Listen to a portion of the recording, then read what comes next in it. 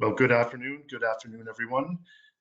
My name is Justin Peter. I hope you see me, and I'm glad to welcome you to today's webinar, which is entitled Antarctic and Arctic Sea Ice, a Story of Differences. I hope you hear me. I think my camera may be malfunctioning right now, and I'm very sorry. I will try to get it back online in just a moment.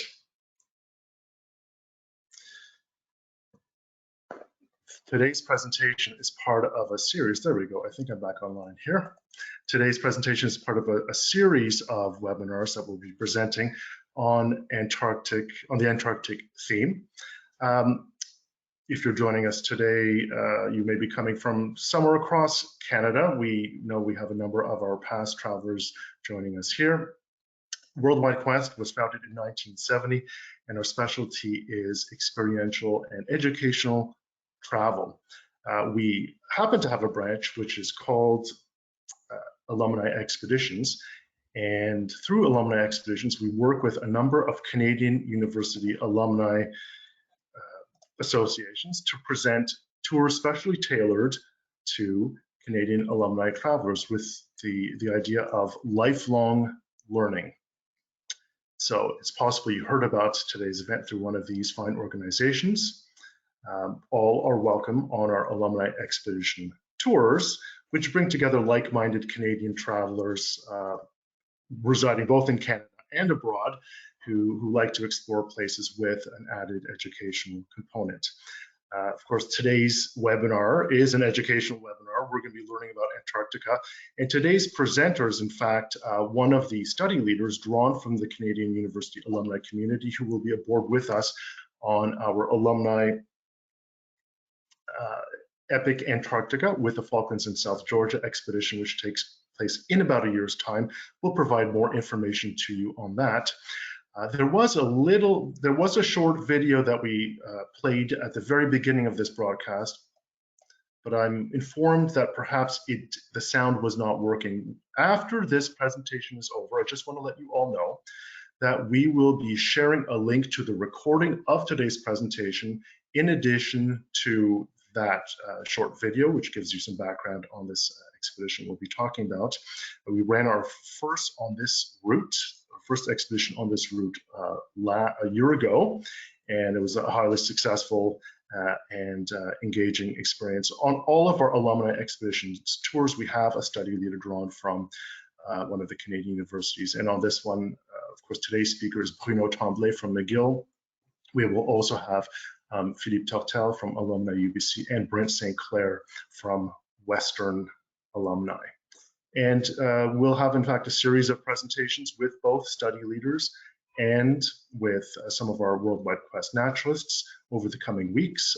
We will also, following this broadcast, send you registration links to all of these webinars coming up. The last two here with Mark Weber and Catherine Jardine were just added today. So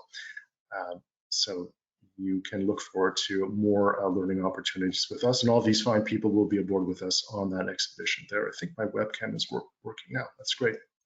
I should also mention, I do hope you see me. If you hear me but you don't see a slide right now, below my head, there's the gray bottom of the screen on the console. It may have three little dots, and if you don't see a slide right now, if you click on those dots, there should be a panel should descend and allow you to see a slide. Also on the right side of your screen, you will have the GoToWebinar console. You'll notice there is a little section, a little line that says questions. If you have any questions over the course of this presentation about today's topic for our speaker, or about this Antarctic expedition more generally, you're welcome to enter them here. Thank you, Janet, already for commenting there that you hear me just fine. We'll be, after today's talk by Bruno, which will last about 30 to 35 minutes, we'll have about 10 to 15 minutes for questions afterwards. So you can look for that there. And if for some reason you see me or you hear me or one or the other and you don't, one of those functions isn't working, if you simply leave the webinar and come back in, that should work for you as well. So, and great, excellent. So today's presentation, of course, is by Bruno Tremblay. Bruno is a faculty at McGill University, who is an oceanographer studying the effects of ice and the Arctic regions, or the polar regions rather, on climate more generally. I've had the pleasure of traveling with Bruno. Bruno has been a study leader on our polar expeditions, both in Canada's Northwest Passage in the Arctic region here in our own country and in the Antarctic region previously. We're looking forward to having Bruno join us on this upcoming expedition and providing a fascinating contrast between Antarctica and Arctic, what makes them similar and what makes them different. Without further ado, Bruno Tremblay, I'd like to welcome you to today's session.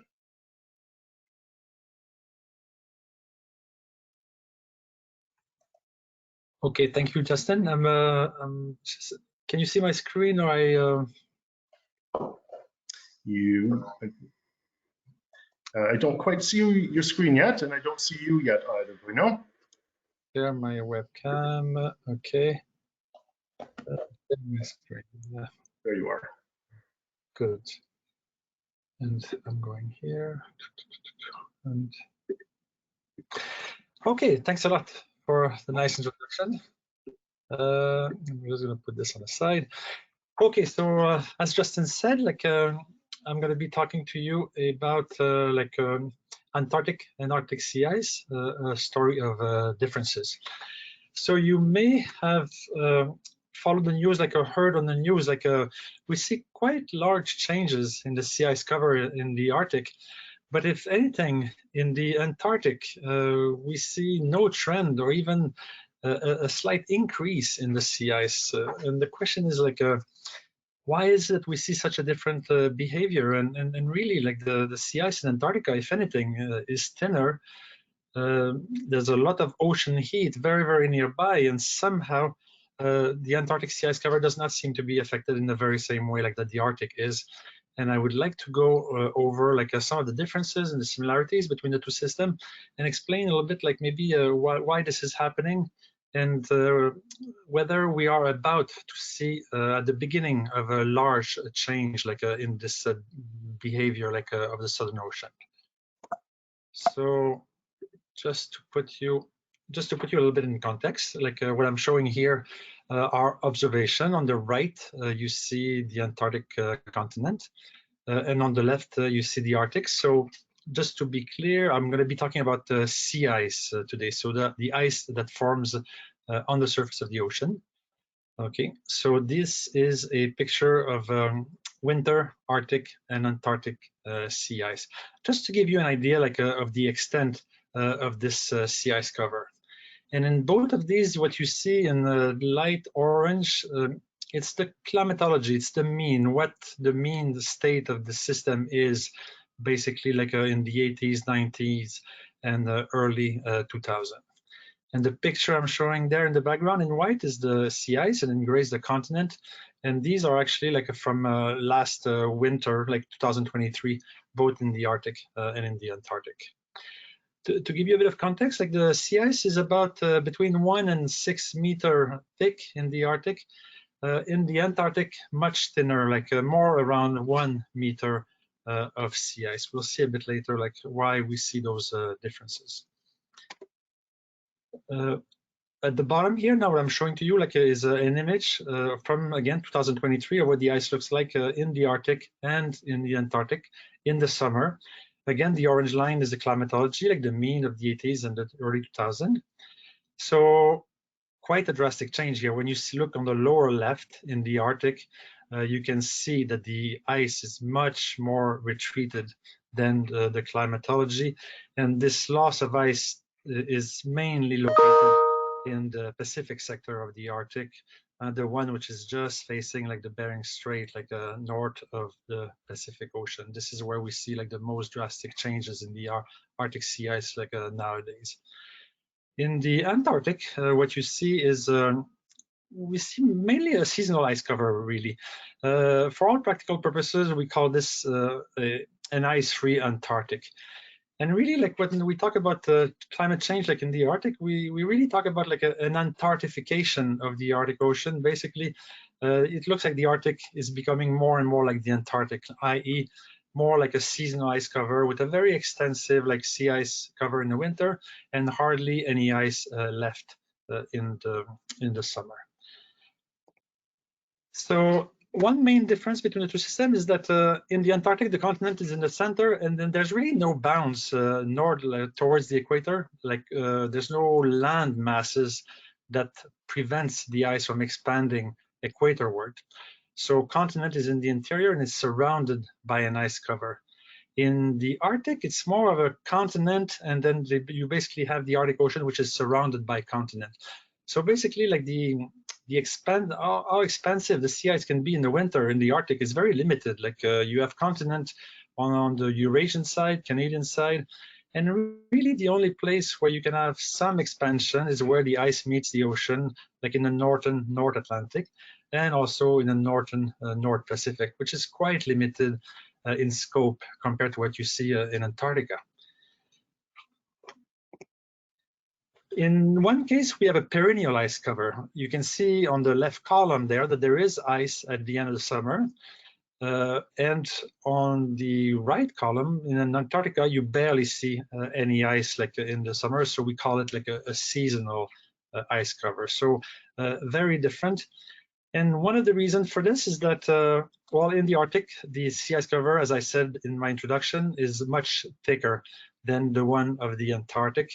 And maybe now we go into why is it that we're growing such a thicker ice cover in the Arctic that can basically survive the summer melt season, whereas in the Antarctic, every summer, most of the ice like melts and only returns the following winter.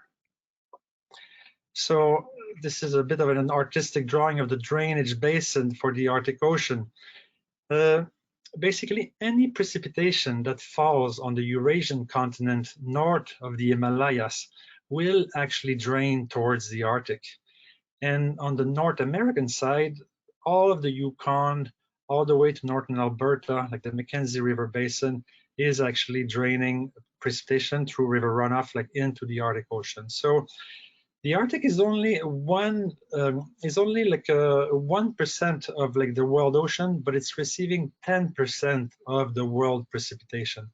So it's receiving a disproportionately large amount of the precipitation. And this means that the Arctic Ocean is a very stratified ocean. It's basically a salty water body covered with a lens of very fresh water coming from river runoff. And you all know when you have like a light over heavy, when you put oil over like vinegar or lemon into your vinaigrette, like one floats above the other, and there's very little mixing between two fluids of very different density. And basically in the Arctic Ocean, this is what you have, a very stratified ocean, very little exchange of heat between the heat source at depth and the surface, which allows for the sea ice cover to actually grow to much thicker like ice thicknesses.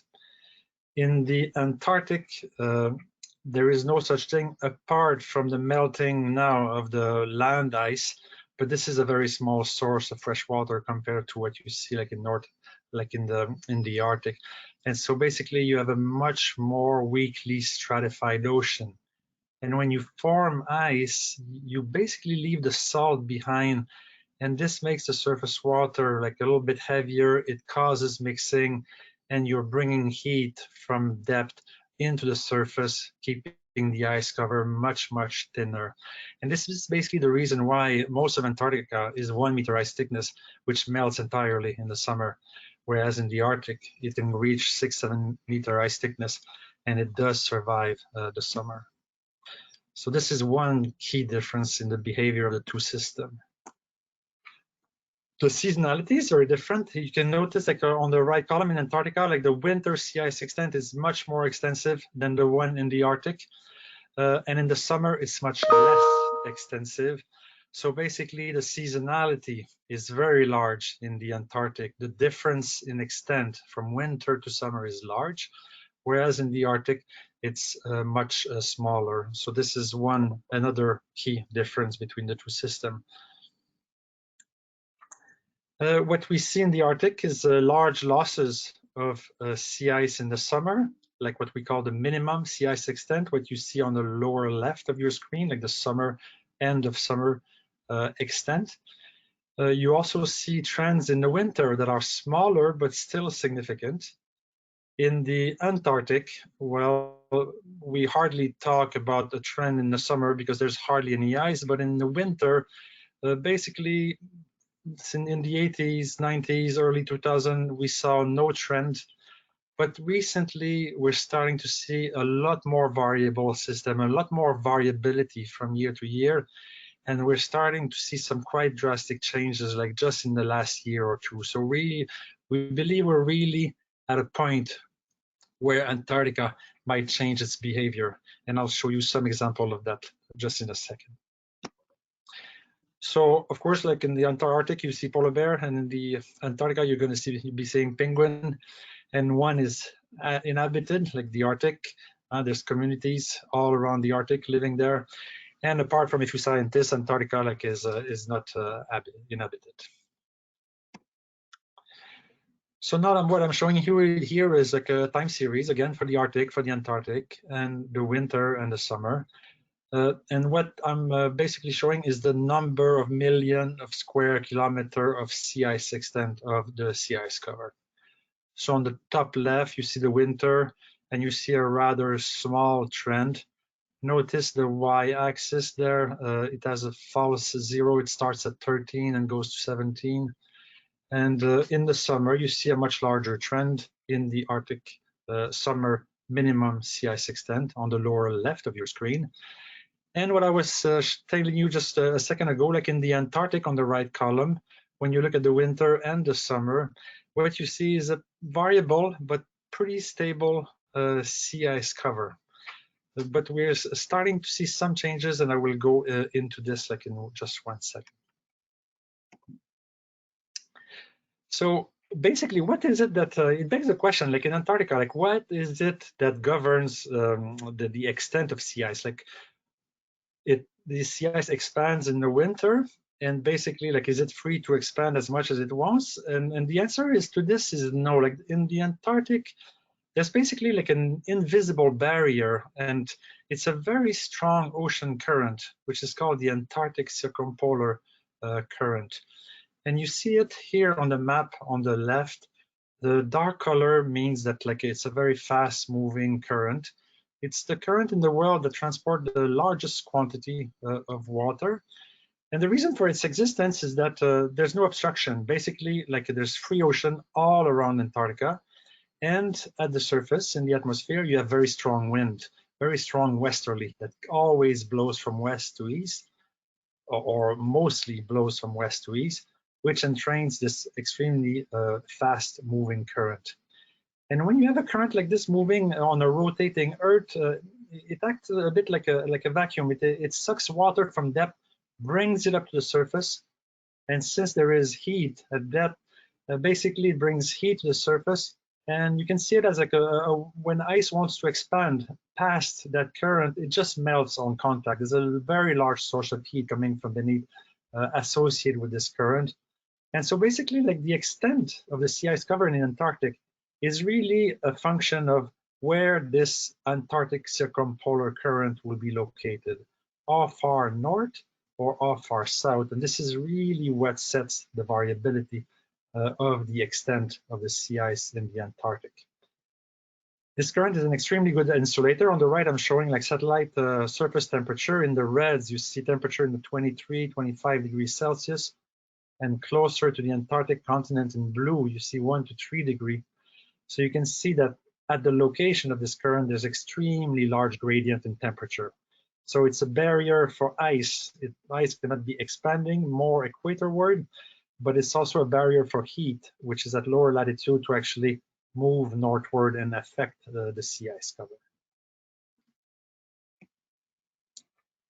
So then, if we want to understand like the variability of the Antarctic sea ice cover, we have to understand a little bit like the variability of this large Antarctic circumpolar current and what makes it move northward or southward. And it's a tug of war here. There's a million things that like affects the position of this current. Of all things, like the ozone recovery, we have banned CFCs recently, and this has an effect on the atmospheric circulation, both in the stratosphere and the troposphere. And what it actually does, it weakens those westerlies that drives this fast current. And when you weaken this current, it means that there's less turbulence and there's less of the heat from the south that will actually reach the Southern Ocean around Antarctica. So of all things, this is a factor that promotes an expansion of the sea ice cover. The ozone recovery is also shifting those strong winds equatorward, which again promotes an expansion of the sea ice cover. But on the contrary, the CO2 in the atmosphere is increasing because associated with global warming. And this has the entire opposite effect. It strengthens the westerlies, which is promoting more heat to flow from the equator to the pole. And it shifts the large, strong wind at the surface poleward, both of which is actually like an effect to actually shrink the cover of sea ice in Antarctica. So those two mechanisms are actually fighting one another, and the question is like which one is actually like dominating. And lastly, there's the melting of the land ice. With warming, the ice on land is melting. And just like in the Arctic, the melting of ice is fresh water. It invades the Southern Ocean, makes it more stratified and more uncoupled with the sources of heat at depth. And so basically, again, this is something that favors growth of sea ice. So when you put all of these factors together, one pushing towards a more expansive ice cover and one pushing for a less expansive ice cover, what you've seen in the last 20 years or 30 years was a pretty stable sea ice extent. So what I'm showing here is for every year, it's the seasonal cycle of sea ice extent in the Antarctic. So you see it peaking at 18 million kilometers square sometime in October and November, and so at its minimum in March around like 2 or 3 million square kilometer. And you can see it's pretty stable. Like in the blues and the purple, you can see like pretty much everything follows like it doesn't, there's no large departure from the mean. But in 2023, we've seen a very, very large change. And for the whole year, basically the extent of the sea ice was much, much lower. And so a much less extensive sea ice cover.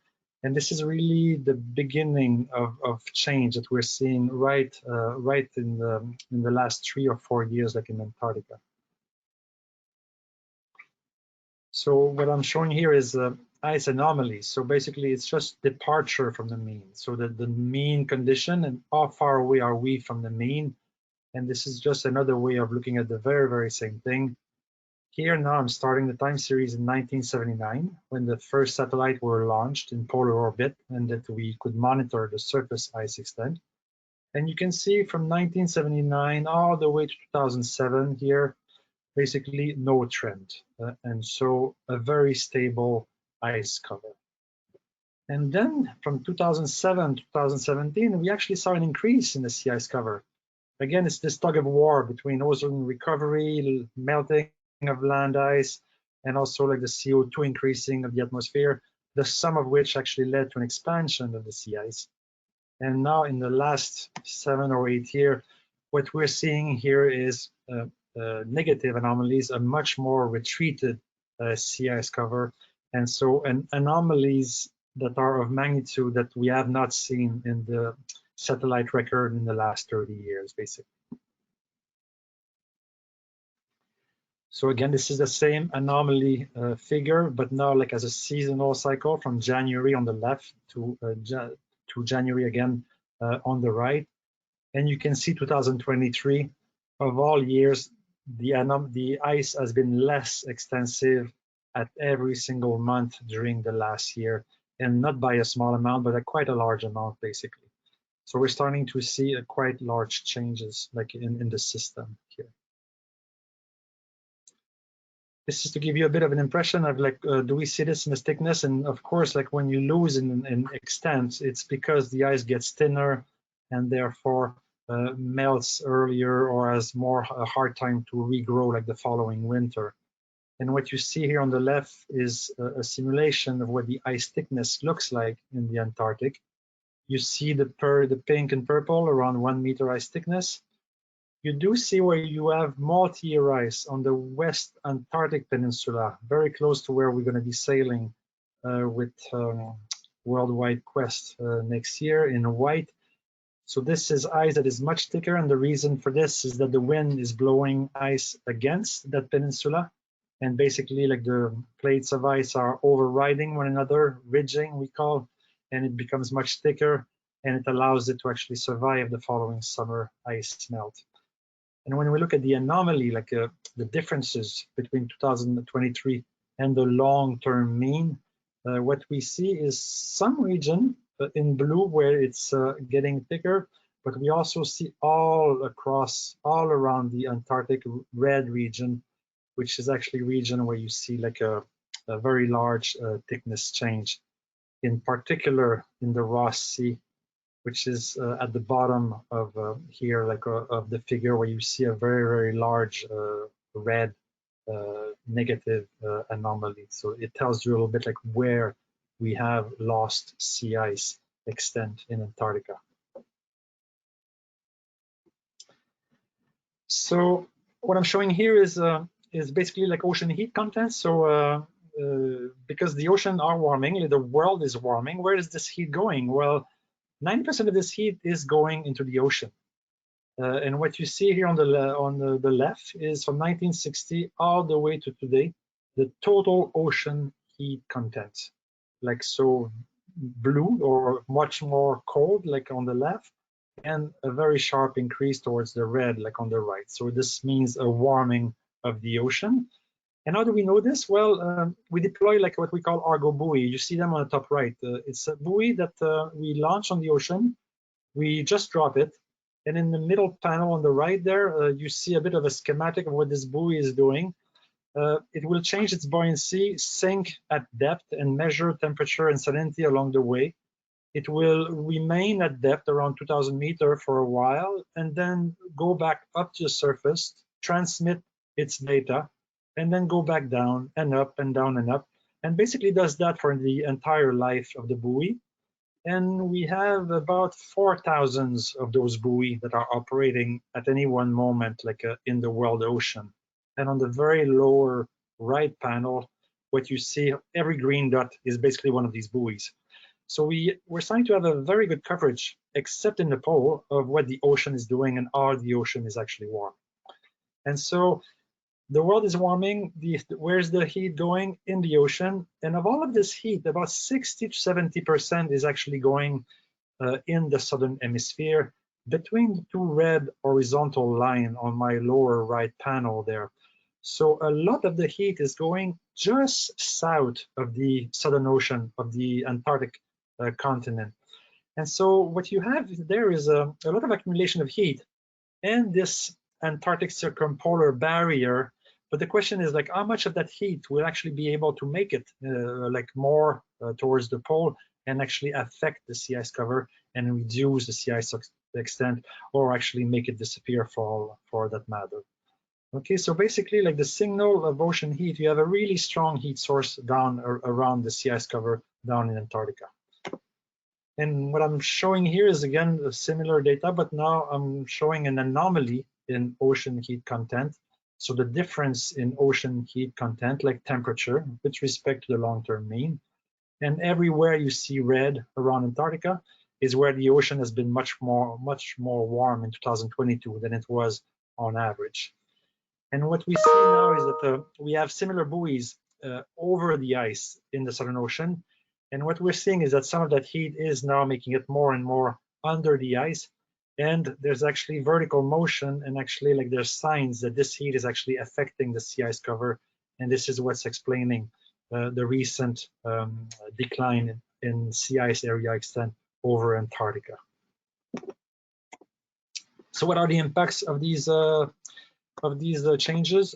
Well, first, what I'm showing here on the top left, it's the Antarctica bedrock. So Antarctica is it's land, is sitting above the ocean level, but not everywhere. You can see that West Antarctica, like the extension of the Antarctic Peninsula, you can see that most of the ice is anchored over ocean. It's anchored over the continental shelf, so it's in direct contact with the water.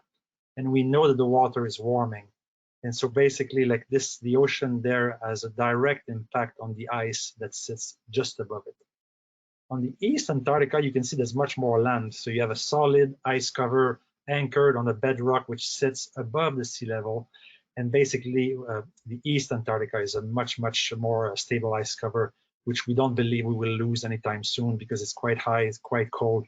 And really what people are worried about is really the West Antarctic ice sheet, which is in direct contact with the ocean, together with the warming of the ocean and the impact it can have on sea level, basically. Like on the right, on the top right, it's the result from a simulation from Pollard and DeConto with a 2°C warming, which is like what the Paris Protocol was saying we should be trying to avoid. And you can see the sea ice, the land ice cover in the future, in 500 years, basically most of West Antarctica has disappeared. Like everywhere the ice was in contact with the ocean, it's now white and it has disappeared. And basically there's an equivalent sea level rise of 3.5 meters, which is quite significant. And when we look at observation, so now on the bottom, what you see is like a satellite observation of how much the ice has changed in thickness. And you can see here like the red dot, like on the West Antarctica ice sheet, like on the bottom left of all of these panels between 2002, 3, and 12, we can see here of the order of 10 centimeter per year of ice loss. Okay, and this is exactly where the ice is in direct contact with the ocean, just like what the simulation is showing is going to happen in the future on the top right.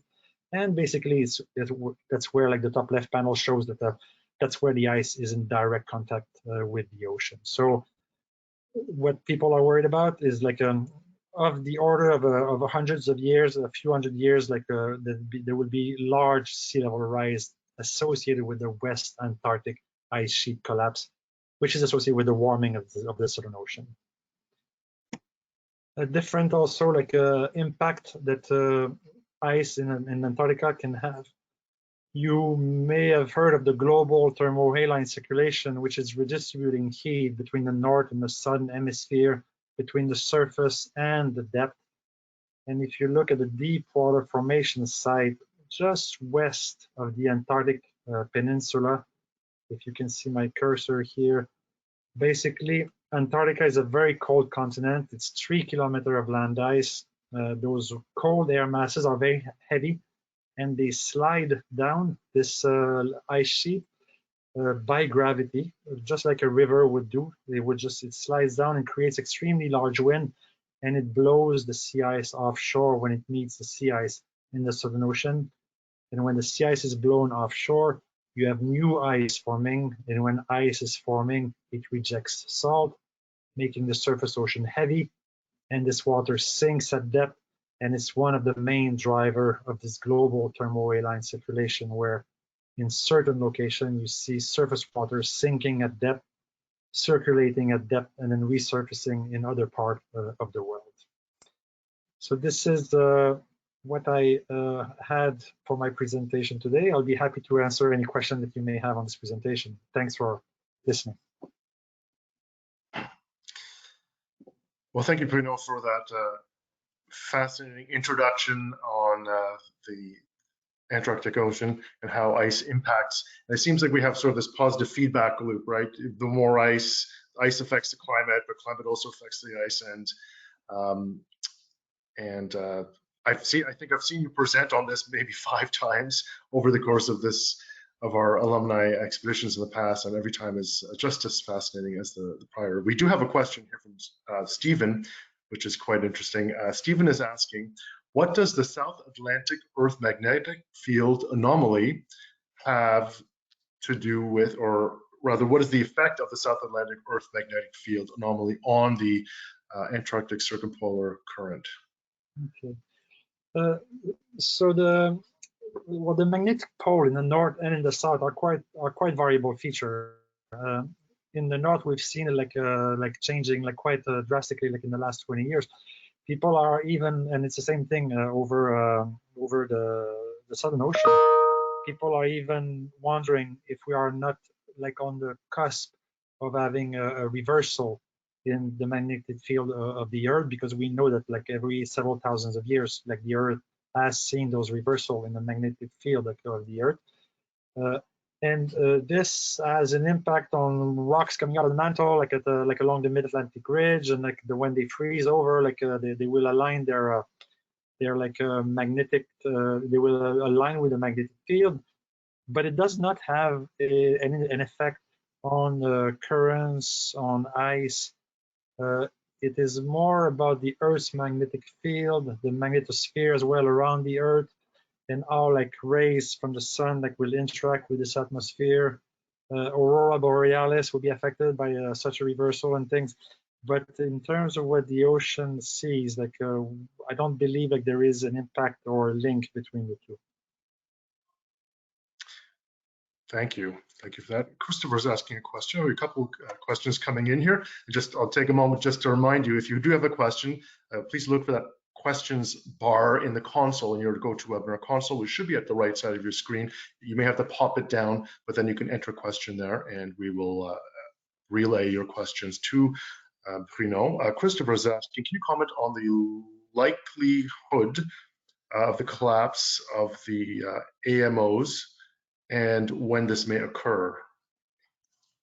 Yeah, so the AMO is the Atlantic Meridional Overturning Circulation. So this is about just for for everybody else, when Gulf Stream water along the east coast United States move northward, leaves the coast around Cape Hatteras, in North Carolina, and goes towards Europe, and then along the Norwegian coast, those water becomes colder and colder, and cold water is heavier than warm water, and comes a time in the Greenland Sea where they're heavy enough to sink, and they sink at depth and they return south at depth, and this is what we call the Atlantic Meridional Overturning Circulation.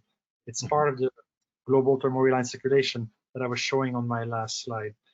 So basically, when the Arctic sea ice melts, this is fresh water that sits at the surface, and that will flow out of the Arctic along the East Greenland coast, exactly in those convection center in the Greenland Sea. So when ice melts, this is fresh water, and when fresh water migrates southward, it's like a lid, it puts a cap on it, because then you have very salty water from the Atlantic meeting very fresh water from the Arctic. The water will become less heavy and will be less likely to sink and drive this thermoreline circulation. What model are showing is that the Arctic sea ice is not enough to actually shut down the thermoreline circulation, but the melting of Greenland, which would operate on longer time scale, is enough fresh water to actually shut down the thermoreline circulation. So basically now, the current belief is that if you have pulses of fresh water from the Arctic moving south, you could have moments when the AMO will reduce in strength, but then we believe that it will regain in strength. And basically what will happen is that there will be a warming that is punctuated by cooler phase when the AMO is actually reducing in strength. But we don't believe that it will shut down entirely until there's more significant melt of Greenland. But those are unexplored territories. We draw those conclusions from modeling study, and we have not experienced a total shutdown of the AMO. So basically, there's uncertainty as well in those kind of projection. Very interesting. So that current is not linear; it's sort of recirculating, going up north, and then you're saying the water cools, it sinks, and it comes back south. Exactly. I can show you here I'm going to go back in my presentation mode. I've put more emphasis here on the south. You have a deep water formation site along the Antarctic Peninsula, but there's another one, if you see, deep water formation in the Labrador Sea and one in the Greenland Sea. So those are two locations where water is heavy enough to sink at depth and feed this global thermoreal line circulation. But they're also in an area just south of the Arctic that if the wind pattern are such that there would be a pulse of fresh water coming from the Arctic south in those deep convection sites, you could actually put a cap on this and you could actually make the water very light and shut down this convection site. And so there would be like a reduction in strength of this global thermoreal line circulation momentarily. But of course, you have to feed it. If you want to keep it shut down, you have to feed it, and there's not enough fresh water in the Arctic to actually keep it shut down. So the belief is that it will restart after a while. Interesting. Very interesting. Thank you. I have a question from Ross. Ross is asking, is there any increase in precipitation over Antarctica that could offset the ice mass loss? Well, this is true, and like we do see a lot more precipitation over like Antarctica, like particularly like along the West Antarctic Peninsula, and there's so much precipitation that sometimes you can have a meter of snow, and basically like so much snow that the ice sinks, and in the cracks between flows, like the water will come out and will flood the ice and will turn the snow into snow ice. So this is definitely something that's happening. It's happening more. But I mean, climate model predicts that like the sea ice in Antarctica will decline, but climate model, like it's such a finely balanced system in Antarctica where you have like a interaction between the ocean and the ice, which is like so fragile and so delicate. So climate model have not been extremely good at like predicting what has been happening over the last decade. So basically, but our belief is that like, yes, it's a factor that can make more ice, but overall in the long term, like basically like the ocean is warming up quite a bit, and we don't believe that this is going to be sufficient to actually maintain an ice cover there. Interesting. And if I might just add a sort of add-on question, the Western Antarctica is warming. We may see decrease in ice in that area, but will the snowfall increase? Is that what, do I understand that correctly? Will the snowfall in that area increase because the temperatures are warming during the winter? Like, will the snow increase? Yeah, basically what you have is when you have warmer ocean, you have more evaporation, and so the atmosphere is charged with a lot more water vapor. So it has a potential for, there's a much like enhanced like hydrological cycle. You have a potential for a lot more precipitation. And basically those same storm will carry a lot more humidity, a lot more water, and will dump this over the sea ice. And we also talk more and more about the atmospheric rivers, which are, it's like filaments associated with those storms, where like there's like a filaments of like humidity and heat that actually goes from like quite far south along the equator and reaches all the way down to Antarctica, bringing vast amount of like water vapor and heat, and these are all falling down as precipitation. So there's potential for very, very large precipitation up there, and they take their source of moisture really far south where the ocean is warm and a lot of evaporation is taking place. Interesting, fascinating. I have a question here from Maggie. Maggie's asking, where's the Antarctic convergence? And I'm thinking you might have used a different name for that, but what we call the Antarctic convergence. What is that? Where is that? Well, I believe like what you're talking about, like say along the ACC, basically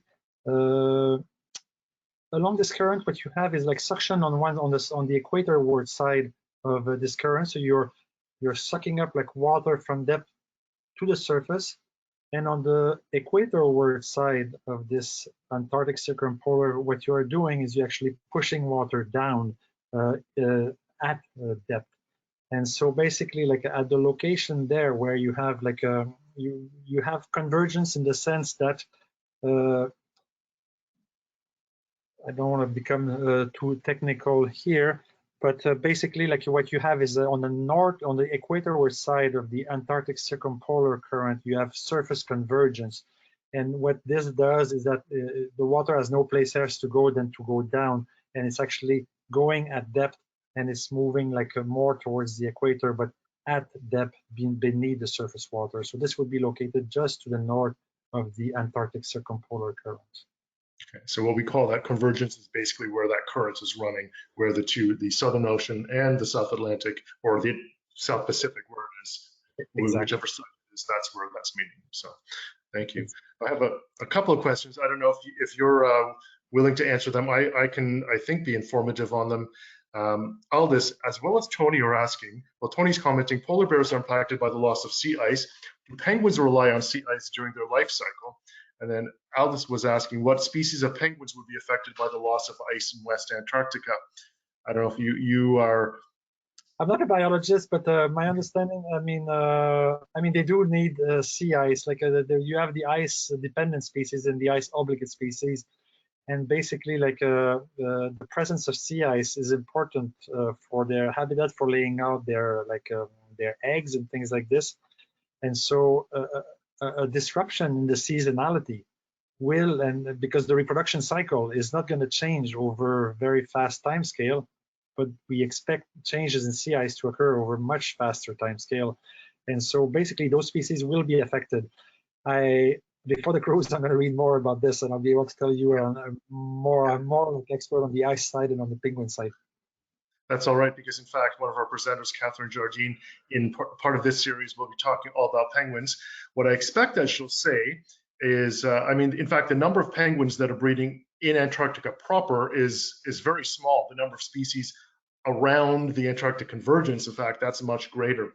But of the few that are in Antarctica proper, the emperor penguin, the largest penguin in the world, which is the penguin of the March of the Penguins fame, it is the one that actually nests, it lays its eggs on ice, as opposed to the others which nest on actual land. So the emperor penguin is possibly the most susceptible I would suspect the distant future, because there is still quite a bit of that ice there, but that's one. We will hear more about the emperor penguin from Catherine in early January. Thanks, Justin. It's great. We're always learning, and I think we've answered all the questions that are here. I do want to thank you very much, Bruno, for giving us that introduction. And of course, on our expedition coming up, we'll have a number of longer and in-depth sessions with Bruno, introducing us to the impact of sea ice and going progressively deeper, and also drawing on the observations we're going to have in the field itself.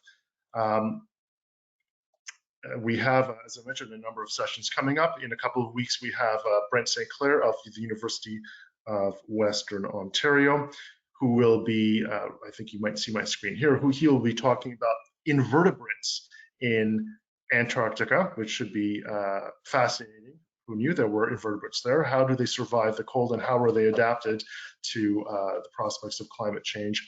Then in January, on two consecutive Tuesdays, on January 9th and on the 16th, we'll be looking at the animal world of Antarctica and the Southern Ocean, and with Mark Weber, who is an author of a marine mammals book, as well as Catherine Jardine, who is our onboard ornithologist, who will alternately speak about flying seabirds such as albatross and also penguins. In this session, she's going to be focusing exclusively on penguins and telling us why they make fantastic predators. We will share with all of you attendees a link to these sessions, to the registration sessions here. In fact, I'm not sure if I can share it here quickly. Here, I'll stick in the chat box, or in the questions rather, as well as in the chat box, a link to the registration pages right now. I'll send it as well as in the chat if that makes it easier. And you're welcome to sign up there. In any event, we will send you a recording of this session from once we upload it onto YouTube, as well as all those registration links. So thanks very much to all of you. Thank you, Bruno, once again for that introduction to the Antarctic region, and enjoy the rest of your afternoon. Thanks, Justin. Thanks, everyone. Thank you. Thank you.